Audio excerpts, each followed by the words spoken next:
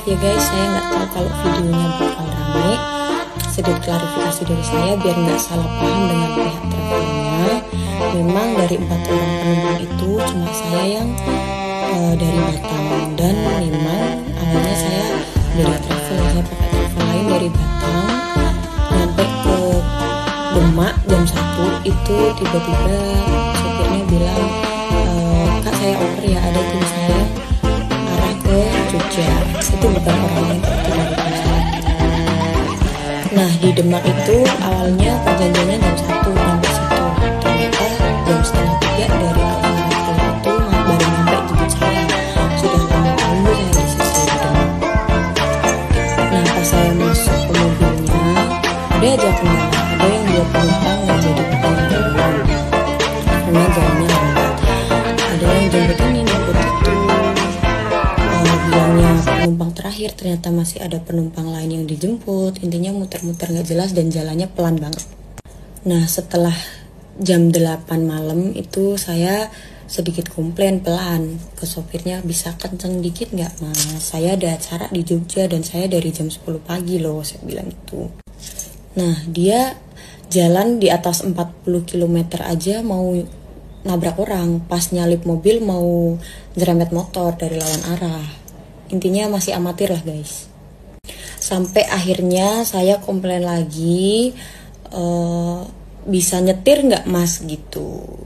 Ini pelan banget loh, padahal jalanan sepi, nggak ada macet sama sekali dan luas, jalanan bagus. Kenapa jalannya segini?" Dia langsung ngotot ke saya. Bilangnya, "Kalau mau komplain jangan ke saya mbak, komplain ke bos saya langsung. Saya itu dipaksa, ini bukan pekerjaan saya. Karena nggak ada sopir lain, saya dipaksa untuk nyetir." Gitu. Dia marah-marah sama saya dan penumpang lain. Terus saya bilang, "No, di situ harusnya bos kamu jangan asal pilih orang dong. Kita bawa nyawa nih di sini. Kita nggak mau celaka juga di jalan. Dan kau harusnya jangan mau dong dipaksa kalau kau nggak bisa nyetir. Tanggung jawab kau besar." Nah, di situ pas kita komplain, dianya marah-marah, dianya nggak terima, nggak mau dikasih masukan. Akhirnya cekcok, penumpang lain pun nggak nyaman. Akhirnya kita semua sampai di Ambarawa minta diturunkan.